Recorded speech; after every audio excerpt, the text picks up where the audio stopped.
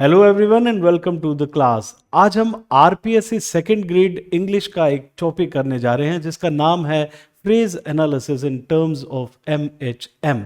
ये आपका पार्ट 1 है। Let us start the journey.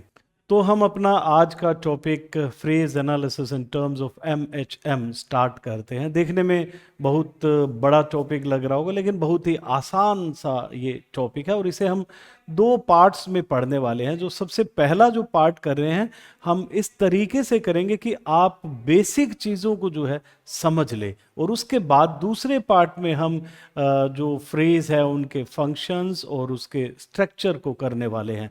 तो सबसे पहले तो एक सेंटेंस हम देखते हैं और कुछ बेसिक कॉन्सेप्ट्स को हम जान लेते हैं। यहाँ एक सेंटेंस लिखा है कि he quickly moved into this big room.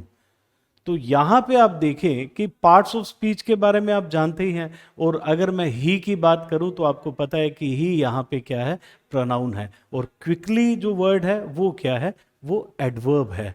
तो ही प्रोनाउन है, क्विकली यहाँ एडवर्ब है, और उसके बाद मूव्ड वर्ड जो है वो क्या है, वो वर्ब है, और फिर इनटू आया है वो प्रेपोजिशन है, और दिस जो है वो डिटर्मिनर है, और उसके बाद बिग यहाँ एडजेक्टिव है, और रूम जो लिखा हुआ है वो यहाँ नाउन है। तो आपको ये बातें समझ आ गई होगी कि ही प्रोनाउन है, क्विकली यहाँ एडवर्ब है, और मूव्ड आपकी वर्ब है, और इनटू प्रेपोजिशन है, दिस डिटर्मिनर है, बिग एडजेक्टिव है, और यहाँ रूम जो है वो नाउन है। तो ये थोड़ी जानकारी इसके लिए होना ज़रूरी है। हम आगे बढ़े और एक यहाँ पे देखें फ्रेज की एक सामान्य जो डेफिनेशन होती है, एक कॉमन डेफिनेशन जो आज तक आपने पढ़ी है, वो है ग्रुप ऑफ वर्ड्स। तो ग्रुप ऑफ वर्ड्स को हम क्या कह देते हैं, फ्रेज कह देते हैं, जो कि एक यूनिट की तरह काम करता है। लेकिन जब आप एमएचएम की टर्म में फ्रेज को पढ़ेंगे तब आप पाएंगे कि हाँ, थोड़ा सा डेफिनेशन इसकी अलग हो जाती है। एक सिंगल वर्ड को भी उसमें हम क्या कह देते हैं, हम फ्रेज कह देते हैं, और कैसे होगा वो हम अभी समझने वाले हैं। लेकिन एक आप सामान्य जो फ्रेज की जो डेफिनेशन है वो समझ लीजिए, वो क्या है, ग्रुप ऑफ वर्ड्स होते हैं। तो ग्रुप ऑफ वर्ड्स की अगर मैं बात करूं, आप यहां देखें, जैसे लिखा है अ बिग बैग, तो अ बिग बैग क्या है, एक फ्रेज है, और वेरी इंटेलिजेंट क्या है, फ्रेज है। इसी तरीके से क्वाइट क्विकली क्या है, फ्रेज है। The man in the room क्या है, फ्रेज है। तो ये सारे ही जो वर्ड्स लिखे हैं, ग्रुप ऑफ वर्ड्स लिखे हैं, वो सभी क्या है, फ्रेजेस हैं। अगर मैं a big bag, very intelligent, quite quickly, the man in the room, इनकी बात करूं तो ये सारे ही फ्रेजेस होते हैं। हम आगे बढ़ें और एक और बात समझ लेते हैं कि इन फ्रेजेस में कुछ ना कुछ कीवर्ड है, कोई ना कोई हेडवर्ड है, कोई ना कोई कीवर्ड है। अब हेडवर्ड और कीवर्ड क्या हुआ कि हम इस पूरे फ्रेज की अगर बात करें, जैसे मान लो कि मैं ये बिग बैग की बात कर रहा हूँ, अ बिग बैग की बात कर रहा हूँ, तो इसमें एक हेडवर्ड है, एक कीवर्ड है जिसके बारे में हम बात कर रहे हैं। तो यहां अगर मैं अ बिग बैग की बात करता हूं तो मैं मेनली यहां किसकी बात कर रहा हूं, मुख्यतः किसकी बात कर रहा हूं, यहां मुख्यतः जो बात हो रही है वो किसकी हो रही है, बैग की हो रही है। जब मैं अ बिग बैग बोल रहा हूं तो हम बैग के बारे में ही बात करते हैं। तो बैग हमारा क्या हुआ, हेडवर्ड हो गया, या इसे हम कीवर्ड भी बोल देते हैं। लेकिन जब आप एमएचएम के संदर्भ में इसे पढ़ेंगे तो इसे हम हेड नाम से बुलाएंगे, या हेड वर्ड नाम से इसे हम यूज करेंगे। और यहां लिखा है वेरी इंटेलिजेंट, तो यहां पे हेड वर्ड क्या हुआ, यहां इंटेलिजेंट हुआ। और अगर मैं बात करूं क्वाइट क्विकली, तो यहां पे हेड वर्ड क्या हुआ, यहां क्विकली हुआ। और अगर मैं बात करता हूं the man in the room, तो यहां किसकी बात हो रही है, मेनली किसकी बात हो रही है, क्या रूम की हो रही है या मैन की हो रही है, the man in the room. हाँ बिल्कुल, मैन की बात हो रही है। तो मैन यहां पे क्या हुआ, हेडवर्ड हुआ। तो आपने समझा इस चीज को कि यहां बैग जो है वो हेडवर्ड है, और इसी तरीके से यहां इंटेलिजेंट हेडवर्ड है, और इसी तरीके से क्विकली यहां हेडवर्ड है, और यहां जो है वो मैन हेडवर्ड है। तो आपको कुछ चीजें, जो बेसिक चीजें हमने बात की, आपको थोड़ा थोड़ा तो नहीं, आपको नॉलेज पूरी होनी चाहिए कि पार्ट्स ऑफ स्पीच कौन सी है। सबसे पहले पार्ट्स ऑफ स्पीच के बारे में पता होना चाहिए, नाउन, प्रोनाउन, एडजेक्टिव, एडवर्ब या प्रेपोजिशन, इन सब के बारे में आपको पता होना चाहिए। दूसरी चीज, आपको ये पता होना चाहिए कि हेड वर्ड को कैसे पहचानना है, और इसमें कोई ज़्यादा दिक्कत नहीं आती पहचानने में, क्योंकि आपको देखते ही पता लग जाएगा कि हम यहाँ किस मेनली किसकी बात कर रहे हैं, कि हेड वर्ड कौन सा है। आपको देखते, जैसे अ बिग बैग में तो पता ही चल गया कि हम बैग की बात कर रहे हैं। The man in the room की बात कर रहे हैं तो हम मैन की बात कर रहे हैं यहाँ, और उसके बारे में ही तो सारी बातें हो रही है। तो यहाँ जो सेंटर ऑफ फोकस जो होता है वो हमारा क्या होता है, वो यहाँ मैन है। तो जो सेंटर ऑफ फोकस होगा हमारा, वही हमारा क्या होता है, हेडवर्ड होता है, या हम उसे कीवर्ड भी बोल देते हैं। लेकिन एमएचएम में हम इसे बार बार एच जो है वो हेड के लिए यूज करते हैं। तो हमने देखा इस तरीके से आपको हेड वर्ड्स जो है वो पता चल गए। अब आगे कुछ और चीजें जो आपको पता होनी चाहिए। ये वैसे जो हम स्पोका का कॉन्सेप्ट पढ़ रहे हैं, SPOCA का कॉन्सेप्ट जो पढ़ रहे हैं, ये हम क्लोज में पूरा कॉन्सेप्ट को पढ़ने वाले हैं। आपका इसके बाद का एक टॉपिक है close analysis in terms of स्पोका। तो ये पूरा ही आप पढ़ेंगे। कि अब हम पहले थोड़ी सी जानकारी इसके बारे में ले लेते हैं, क्योंकि ये फ्रेज एनालिसिस के लिए भी आपके लिए ज़रूरी होगी, और बहुत ही आसान चीज़ें हैं। देखिए, इसके लिए थोड़ा ये वर्ड्स आपके लिए नए हो सकते हैं, लेकिन बहुत ही आसान है ये। देखिए, मैंने लिखा है the room is very big. जब मैं कह रहा हूं the room is very big, तो आपको पता है अगर मैं द रूम की बात कर रहा हूं तो द रूम यहाँ पे क्या है, सब्जेक्ट है।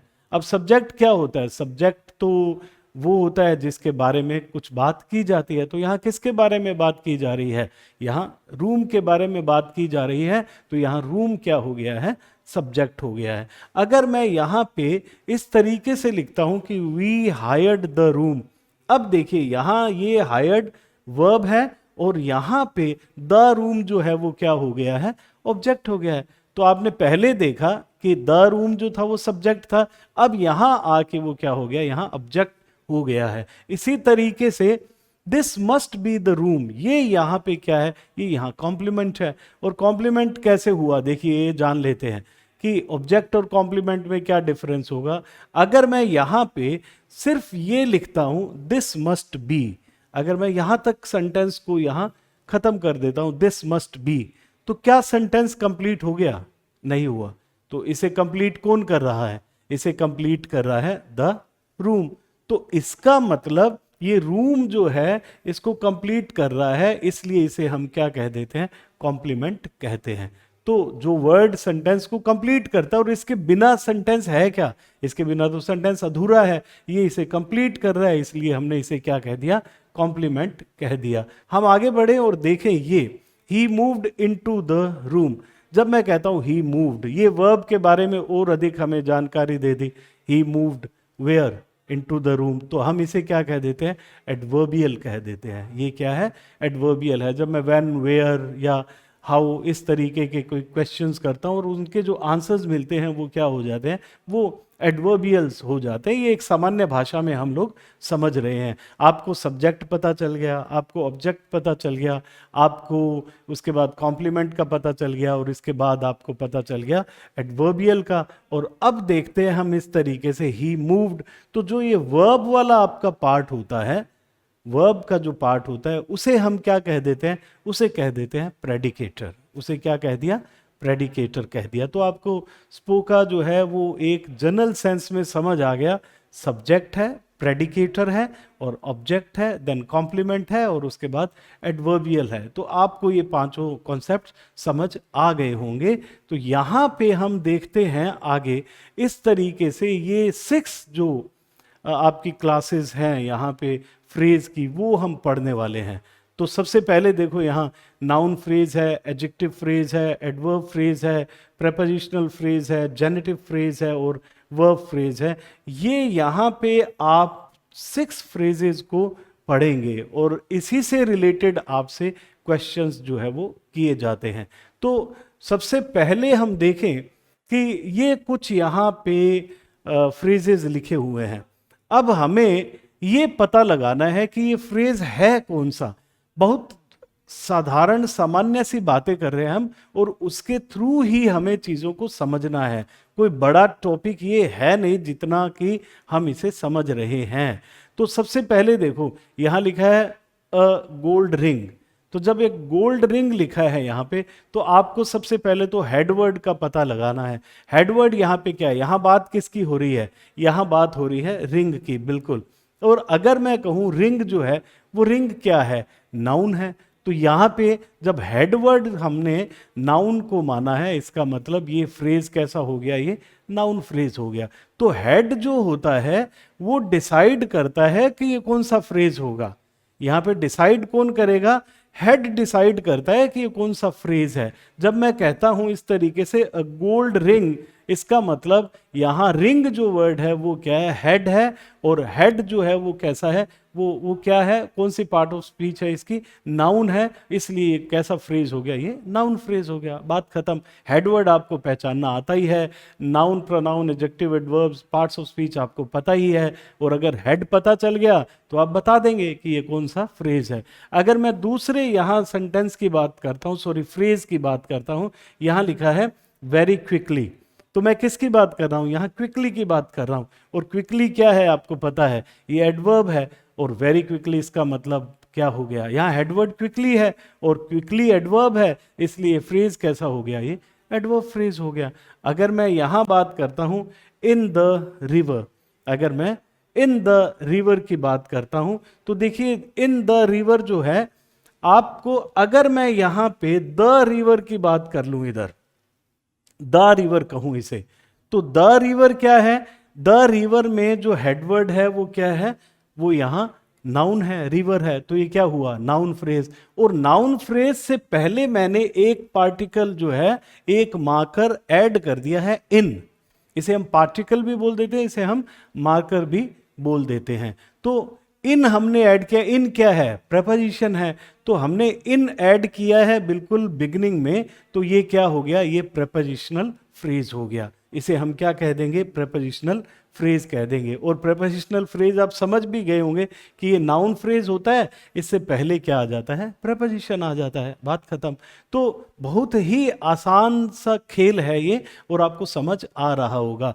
पहला ये फ्रेज जो था वो कैसा था, नाउन फ्रेज था, क्योंकि इसका हेड कौन है, नाउन है। और इसमें क्विकली जो है एडवर्ब है, यही हेड है, तो ये क्या हुआ, एडवर्ब फ्रेज हुआ।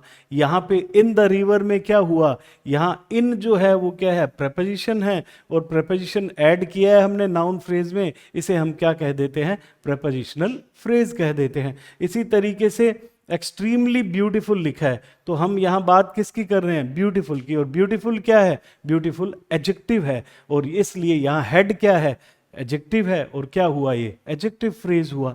अब एक और चीज देखते हैं हम, जो थोड़ा सा ये ब्रैकेटिंग आप समझ लें थोड़ा सा। ये जो फ्रेज है जनरली जो एमएच में हम यूज करेंगे, फ्रेज के लिए हम यहाँ ये राउंड ब्रैकेट्स यूज करने वाले हैं। फ्रेज के लिए जो हम यूज करेंगे वो राउंड ब्रैकेट्स को यूज करते हैं। ये बात आप देख लीजिए, क्योंकि मैंने सभी फ्रेजेस को कहाँ लिखा है, राउंड ब्रैकेट्स के अंदर ही लिखा है। हम आगे बढ़े और कुछ और फ्रेजेस की बात कर लेते हैं। ये यहां लिखा है राहुल्स, तो राहुल्स यहां पे क्या हुआ, ये देखिए आप यहां पे ये एक जेनेटिव मार्कर आपको दिखाई दे रहा है, ये जो अपोस्ट्रोफी एस जो है वो दिखाई दे रहा है। तो ये जो है ये जेनेटिव, ये पोजेशन बताता है, इसलिए इसे हम क्या कह देते हैं, इसे हम जेनेटिव फ्रेज कह देते हैं। ये कैसा है, और जेनेटिव फ्रेज में आपको ये मार्कर ही मिलने वाला है। तो ये है जेनेटिव फ्रेज जो कि पोजेशन बताता है। और इसी तरीके से ये वोज प्लेइंग क्या है, यहाँ पे वोज प्लेइंग तो सारा वर्ब का पार्ट है, वोज प्लेइंग। तो इसलिए ये वोज प्लेइंग क्या हो जाएगा, ये यहाँ पे वर्ब फ्रेज हो जाता है। तो क्योंकि ये सारा क्या है, यहाँ वर्ब का पार्ट है इसमें, इसलिए हम इसे क्या कहेंगे, वर्ब फ्रेज कहते हैं। इसका स्ट्रक्चर थोड़ा अलग होता है, हम सभी के स्ट्रक्चर्स की बात करेंगे, सभी के फंक्शंस की अलग से हम लोग बात करेंगे। और इसी तरीके से एवरीवन जो है, देखिए ये अब बड़ी अच्छी चीज आई है, एवरीवन। एवरीवन क्या है, अगर आपने पार्ट्स ऑफ स्पीच पढ़ी है तो आपको पता है कि एवरीवन क्या है, प्रोनाउन है। तो प्रोनाउन फ्रेज तो कुछ है नहीं इंग्लिश में, यहाँ पे एवरीवन को भी हम क्या कह देंगे, नाउन फ्रेज हम कह देंगे। तो इसका मतलब हमारा जो नाउन फ्रेज है उसमें आपका हेड नाउन भी हो सकता है और उसमें प्रोनाउन भी हो सकता है। जैसे कि हम यहाँ देख रहे हैं कि एवरीवन जो है वो प्रोनाउन है, और हमने अभी बात की है कि नाउन फ्रेज का हेड या तो नाउन हो सकता है या प्रोनाउन हो सकता है। तो यहाँ एवरीवन प्रोनाउन है, इसलिए इसे हमने क्या कह दिया, इसलिए इसे हमने नाउन फ्रेज कह दिया। और एक चीज आप देखिए कि यहाँ पे ग्रुप ऑफ वर्ड्स नहीं है। हमने पहले बात की थी कि ग्रुप ऑफ वर्ड्स होते हैं वो क्या कहते हैं, उन्हें ही हम फ्रेज कहते हैं, लेकिन यहां पे तो कोई ग्रुप आपको नजर आ नहीं रहा। तो इसका मतलब एक सिंगल वर्ड भी क्या हो सकता है, फ्रेज हो सकता है। जैसे कि मैंने यहां इसे राउंड ब्रैकेट में लिखा है और ये क्या है, फ्रेज है। और ऐसा क्यों होता है ये हम आगे धीरे धीरे समझने वाले हैं। ये देखिए वेरी कंफर्टेबल, तो ये कंफर्टेबल क्या है, कंफर्टेबल एडजेक्टिव है। कंफर्टेबल क्या है, एडजेक्टिव है। तो ये कैसा फ्रेज हुआ, ये यहां पे हुआ एडजेक्टिव फ्रेज। तो एक बार फिर से आप यहां जो है वो नजर दौड़ा लें, ये लिखा है अ गोल्ड रिंग, तो यहां हम बात किसकी कर रहे हैं, रिंग की कर रहे हैं। तो ये कैसा फ्रेज हुआ, ये नाउन फ्रेज हुआ। वेरी क्विकली कैसा फ्रेज हुआ, इसमें हेड जो है वो क्या है, क्विकली है, ये एडवर्ब फ्रेज हुआ। और इन द रिवर जो है वो क्या है, प्रपोजिशनल फ्रेज हुआ। और एक्सट्रीमली ब्यूटीफुल, यहाँ पे हेड जो है वो ब्यूटीफुल है, तो क्या हुआ, एडजेक्टिव फ्रेज हुआ। और इसी तरीके से राहुल जो है वो जेनेटिव फ्रेज हुआ, और यहाँ वॉज प्लेइंग वर्ब फ्रेज हुआ। और एवरीवन जो है वो नाउन फ्रेज है, और वेरी कंफर्टेबल एडजेक्टिव फ्रेज यहाँ हो गया। अब हम इन तीन फ्रेजेस के बेसिक स्ट्रक्चर की बात कर लेते हैं, noun phrase, adjective phrase and adverb phrase. इन तीनों ही फ्रेजेस का बेसिक स्ट्रक्चर सेम है। और आप देखें ये लिखा हुआ है यहाँ MHM, और कुछ यहाँ पे आपको सिंबल्स भी दिखाई दे रहे होंगे। तो एक एक करके हम हर चीज को समझ लेते हैं।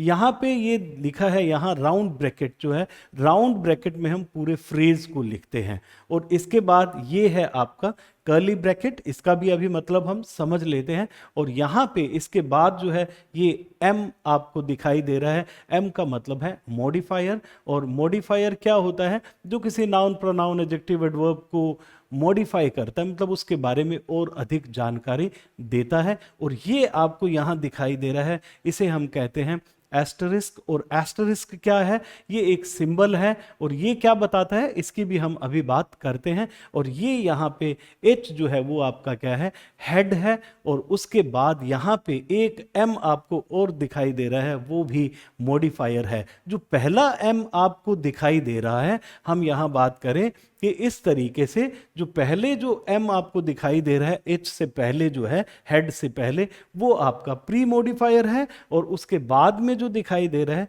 वो आपका पोस्ट मॉडिफायर है। मतलब हेड से पहले अगर कोई मॉडिफायर है तो वो प्री मॉडिफायर हो जाएगा, हेड के बाद में अगर कोई मॉडिफायर है तो वो क्या हो जाएगा, वो पोस्ट मॉडिफायर हो जाएगा। इसके बारे में अभी हम थोड़ा थोड़ा जान लेंगे। तो ये देखिए, सबसे पहले हमने बात की थी इस राउंड ब्रैकेट की कि पूरा फ्रेज जो है वो किस में लिखा जाता है, राउंड ब्रैकेट में लिखा जाता है। उसके बाद ये देखिए, ये कर्ली ब्रैकेट्स है।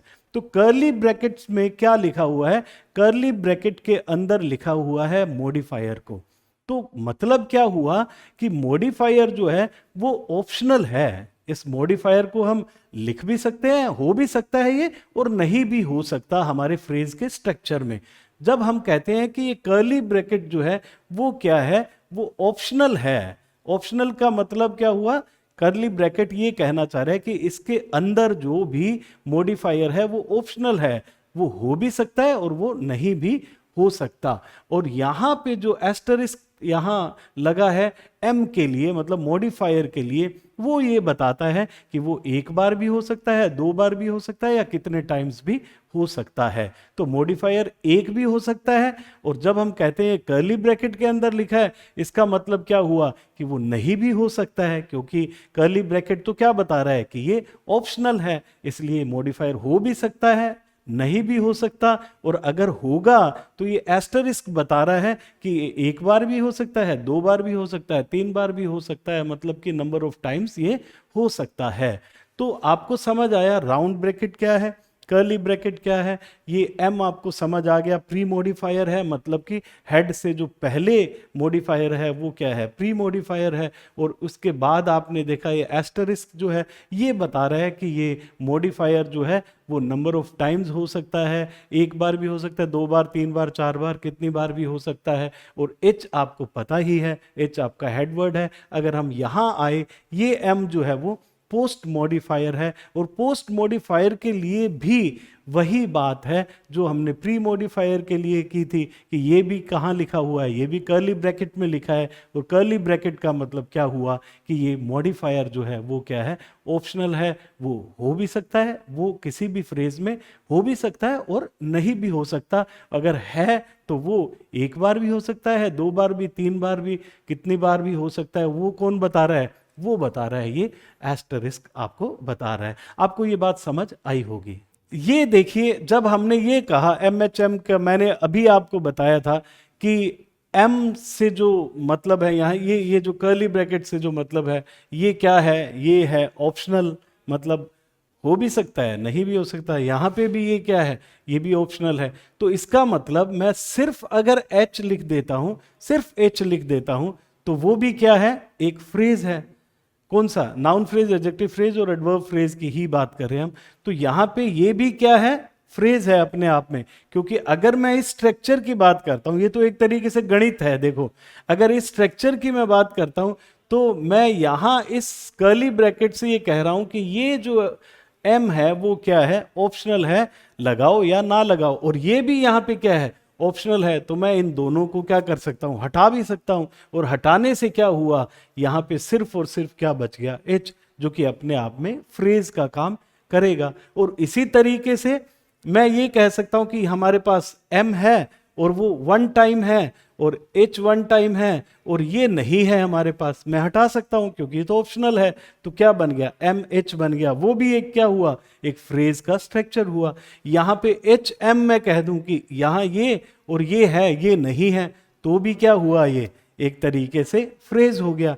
अगर मैं कहूं एक बार हमारा प्री मॉडिफायर है, एक बार हमारा हेड है और एक बार हमारा पोस्ट मॉडिफायर है, तो हमारा स्ट्रक्चर क्या हो गया, एम एच एम हो गया। इसी तरीके से हो सकता है कि मेरे यहां 2 बार प्री मॉडिफायर हो, प्री मॉडिफायर जो है वो 2 टाइम्स हो, तो यहां पे क्या हो गया, यहां पे 2 प्री मॉडिफायर्स होंगे, तो एम एम एच भी क्या होगा, इसका स्ट्रक्चर हो सकता है। अगर मैं आगे बढ़ूं, देखिए एच एम एम, तो ये भी हो सकता है कि ये एच है और ये एम जो है, पोस्ट मॉडिफायर्स जो है वो 2 बार हैं। और इस तरीके से एम एम एच एम भी हो सकता है, एम एम ये हो सकता है, फिर एच और फिर एम। तो कई स्ट्रक्चर्स इसके हो सकते हैं, वो आपको समझ आ गया होगा। तो इस तरीके से हम देखें, ये MHM के कॉन्सेप्ट को एक बार समझते हैं। आपको बताना है कि कौन सा यहाँ प्री मॉडिफायर है, कौन सा हेड है और कौन सा पोस्ट मॉडिफायर है। देखो, अगर मैं ये लिखता हूं वंडरफुल बुक, तो वंडरफुल बुक में बुक तो हेड है, आपको पता चल गया। हम बात तो किसकी कर रहे हैं, बुक की कर रहे हैं। बुक यहाँ पे क्या है, हेड है। और ये वंडरफुल क्या है, इसको मॉडिफाई कर रहा है बुक को। और कैसा मॉडिफायर है ये, बिल्कुल ये प्री मॉडिफायर है, क्योंकि हमने इसे कहाँ यूज किया है, पहले यूज किया है, इधर नाउन से पहले यूज किया है। तो ये क्या हो गया, प्री मॉडिफायर हो गया। यहां लिखा है समथिंग ब्यूटीफुल, तो मैं बात तो समथिंग की कर रहा हूं यहां पे, समथिंग विच इज ब्यूटीफुल। तो बात जो हेड है यहां पे वो क्या है, समथिंग है। देखिए, यहां बात समथिंग की हो रही है और समथिंग के बारे में कुछ मैं ऐड कर रहा हूं, उसको मॉडिफाई कर रहा हूं, समथिंग विच इज ब्यूटीफुल। तो यहां समथिंग जो है वो हेड है, और यहां ये क्या हो गया भाई, ब्यूटीफुल है तो मॉडिफायर, लेकिन क्या प्री है या पोस्ट है, बिल्कुल पोस्ट मॉडिफायर है, क्योंकि हमने इसे क्या किया है, हमने इसे नाउन के बाद जो है वो यूज किया है, सॉरी प्रोनाउन के बाद हमने इसे यूज किया है, क्योंकि ये समथिंग जो है वो क्या है, यहाँ एक प्रोनाउन हो गया और प्रोनाउन के बाद हमने इसे यूज किया है। अब लिखा है the book on the table, the book on the table. तो अगर मैं बात करता हूं यहां मैं किसकी बात कर रहा हूं, बुक की बात कर रहा हूं। तो बुक हमारा हेड है, तो अगर द की बात करता हूं तो द क्या हो गया, यहां द यहां प्री मॉडिफायर हो गया। और अगर मैं बात कर रहा हूं on the table, on the table तो क्या है, अपने आप में एक फ्रेज है। कैसा फ्रेज है आपको पता है, ये प्रेपोजिशनल फ्रेज है, देखो प्रेपोजिशन से स्टार्ट हो रहा है। तो इसका मतलब यहां बुक हेड है और द जो है प्री मॉडिफायर है, और ये जो प्रेपोजिशनल फ्रेज है ये इसका क्या है, पोस्ट मॉडिफायर है। अगर मैं वेरी बिग की बात करता हूं तो यहां बिग जो है वो क्या है, बिग यहां पे हेड है, और यहां वेरी जो है वो क्या है, इसका प्री मॉडिफायर है। तो आपको बात समझ आ रही है कि किस तरीके से प्री मॉडिफायर और पोस्ट मॉडिफायर का पता चलता है। अब हम इन दो फ्रेजेस के बारे में और जान लेते हैं, प्रेपोजिशनल फ्रेज और जेनेटिव फ्रेज के बारे में। देखिए ये लिखा है the book on the table. हम इस ऑन द टेबल की बात करते हैं, तो ऑन द टेबल जो है वो कैसा फ्रेज है, अभी हमने बात की थी, ये प्रेपोजिशनल फ्रेज है। और होता क्या है आपको पता है कि द टेबल जो है वो क्या है, द टेबल यहाँ नाउन फ्रेज है, और इस नाउन फ्रेज में हमने एक मार्कर, एक पार्टिकल ऐड कर दिया है, वो है प्रेपोजिशन, और इसे हमने क्या कह दिया, प्रेपोजिशनल फ्रेज कह दिया। देखो प्रेपोजिशनल फ्रेज कुछ भी नहीं है, बस नाउन फ्रेज से पहले जो है वो प्रेपोजिशन लग जाता है, वो क्या हो गया, प्रेपोजिशनल फ्रेज हो गया। ऑन द टेबल हमने कहा तो द टेबल नाउन फ्रेज है, और ऑन को ऐड कर दिया, वो क्या बन गया, प्रेपोजिशनल फ्रेज बन गया। इसी तरीके से जब मैं कहता हूं रमन्स बुक, अगर मैं पूरी ही इसकी बात कर रहा हूं, देखिए अगर मैं रमन्स बुक की बात कर रहा हूं, कंप्लीट की बात कर रहा हूं, तो कंप्लीट में तो मैं बुक की बात कर रहा हूं, ये तो नाउन फ्रेज हो गया। लेकिन अगर मैं सिर्फ रमन्स की बात कर रहा हूं तो ये देखिए ये क्या हुआ, रमन क्या है, अपने आप में नाउन है, और ये नाउन फ्रेज में आपने क्या कर दिया, ये एक मार्कर और आपने जोड़ दिया, इसको हमने क्या बना दिया, जेनेटिव फ्रेज बना दिया। तो रमन्स अपने आप में क्या है, रमन्स, सिर्फ रमन्स कह रहा हूं, वो क्या है, वो जेनेटिव फ्रेज है। और हो क्या रहा है कि एक नाउन लिखा हमने रमन, जैसे हमने यहां नाउन लिख दिया रमन, तो अगर मैं सिर्फ रमन की बात करूं तो ये क्या है, नाउन फ्रेज है, और इसके अगर ये मार्कर मैंने या ये पार्टिकल मैंने ऐड कर दिया तो ये क्या बन गया, ये जेनेटिव फ्रेज बन गया। देखो प्रेपोजिशनल फ्रेज में भी क्या हो रहा है, प्रेपोजिशनल फ्रेज में भी एक नाउन फ्रेज से पहले क्या ऐड हो रहा है, प्रेपोजिशन ऐड हो रहा है, और जेनेटिव फ्रेज में क्या हो रहा है, नाउन फ्रेज के बाद में क्या जुड़ रहा है, ये मार्कर अपोस्ट्रोफी एस जो है वो ऐड हो रहा है, जेनेटिव मार्कर ऐड हो रहा है। आई होप आपको ये सभी बातें जो है वो समझ आ रही हैं। और अगर मैं वर्ब फ्रेज की बात करता हूं तो जैसे मान लो कि द बॉय वॉज रनिंग, एक सेंटेंस यहां लिखा हुआ है कंप्लीट, है ना, या एक क्लोज की बात कर देता हूं, एक सेंटेंस भी अपने आप में एक क्लोज होता है, एक क्लोज, सिंगल क्लोज एक सेंटेंस हो सकता है। तो हम देखें ये लिखा है द बॉय वॉज रनिंग, तो यहाँ पे जो वॉज रनिंग है ये वर्ब का पार्ट है, और ये पूरा जो वर्ब का पार्ट है ना, इसे ही हम अभी एक बार हम जनरल ही समझ रहे हैं, ये क्या हो जाएगा, ये वर्ब फ्रेज हो जाएगा। इसको हम MHM की टर्म में नहीं पढ़ते हैं, इसको हम क्या है, ऑक्सिलरी और मेन वर्ब की सेंस में पढ़ते हैं, उस फॉर्म में पढ़ते हैं। जैसे यहाँ ये ऑक्सिलरी है, मतलब हेल्पिंग वर्ब है, और ये क्या है, मेन वर्ब है। तो इसे जब हम पढ़ेंगे तो हम ऑक्सिलरी और मेन वर्ब के रेफरेंस से जो है वो पढ़ते हैं। तो यहाँ पे ये वॉज रनिंग जो है वो क्या है, वर्ब फ्रेज है। आपने एक चीज नोट की होगी कि मैंने यहाँ पे राउंड यूज किया, यहाँ पे भी राउंड ब्रैकेट्स को यूज किया, इसका मतलब ये भी फ्रेज है और ये भी फ्रेज है। द बॉय कैसा फ्रेज है, नाउन फ्रेज है, और ये वॉज रनिंग क्या है, ये भी ये वर्ब फ्रेज है, ये भी फ्रेज है, लेकिन कैसा फ्रेज है, वर्ब फ्रेज है। और आपने ये देखा कि यहाँ स्क्वायर ब्रैकेट्स लगे हुए हैं, तो ये स्क्वायर ब्रैकेट्स का मतलब होता है, तो जब मैं स्क्वायर ब्रैकेट में कोई चीज लिखता हूं इसका मतलब मैं किसे लिख रहा हूं, मैं क्लोज को लिख रहा हूं। इसका मतलब द बॉय वॉज रनिंग अपने आप में एक क्या है, क्लोज है। और जब राउंड ब्रैकेट में लिखता हूं तो किसे लिखता हूं, उसे फ्रेज को जो है उसमें लिखा जाता है। तो अब हम जो है structure and function of the phrases पढ़ेंगे, लेकिन वो हम पढ़ेंगे नेक्स्ट क्लास में। लेकिन उससे पहले आपको ये सभी पार्ट 1 में ये सभी बातें समझ आई होगी कि पार्ट्स ऑफ स्पीच क्या है, नाउन, प्रोनाउन, एडजेक्टिव, एडवर्ब। आपने अगर इसे आप जानते हैं तो आप फ्रेज को भी बता देंगे, क्योंकि फ्रेज के लिए आपको क्या बताना होता है, आपको बताना होता है हेड कौन सा है, या आपको कीवर्ड जो है वो पता होना चाहिए, हेड आपको पता होना चाहिए। तो हेड से आप बता देते हैं कि ये कौन सा फ्रेज है। और उसके बाद आपने पढ़ा कि प्री मॉडिफायर क्या होता है, पोस्ट मॉडिफायर क्या होता है। जब हमने नाउन प्रोनाउन एडजेक्टिव फ्रेज की बात की थी तो हमने पढ़ा था कि इनका बेसिक स्ट्रक्चर जो है वो सिमिलर होता है, एम होता है। राउंड ब्रैकेट का क्या मतलब होता है आपको पता है, और उसके बाद कर्ली ब्रैकेट का मतलब क्या होता है कि वो जो मॉडिफायर है वो क्या है, ऑप्शनल है, लिखें या नहीं लिखें। एस्टेरिस्क का मतलब आपको पता होगा कि क्या होता है, उसका मतलब होता है कि हम 1 2 3 4 5 टाइम्स कितने टाइम्स भी उसे लिख सकते हैं। और आपको noun phrase, adjective phrase, adverb phrase पता चल गए। उसके बाद हमने वर्ब फ्रेज की बात की थी। वर्ब फ्रेज आपको पता है क्या होता है कि वर्ब का पार्ट होता है, लेकिन उससे भी पहले हमने दो और फ्रेजेस की बात की थी, प्रेपोजिशनल फ्रेज और जेनेटिव फ्रेज। प्रेपोजिशनल फ्रेज क्या है, सिर्फ नाउन फ्रेज है, उससे पहले हमने प्रेपोजिशन को ऐड कर दिया है। और जेनेटिव फ्रेज में हमने क्या किया, एक जेनेटिव मार्कर जो है वो ऐड कर दिया नाउन फ्रेज के बाद। आई होप आपको ये बेसिक पार्ट आज का समझ आया होगा। हम नेक्स्ट पार्ट में structure and function of the phrases करने वाले हैं, एंड आपको बहुत ही आसानी से वो पार्ट भी अच्छे से समझ आने वाला है। जो लोग नए हैं वो इस चैनल को सब्सक्राइब करें, लाइक करें, शेयर करें उन लोगों तक जो सेकंड ग्रेड में ये टॉपिक सीखना चाहते हैं और अच्छे मार्क्स लाना चाहते हैं। Thank you, have a wonderful day.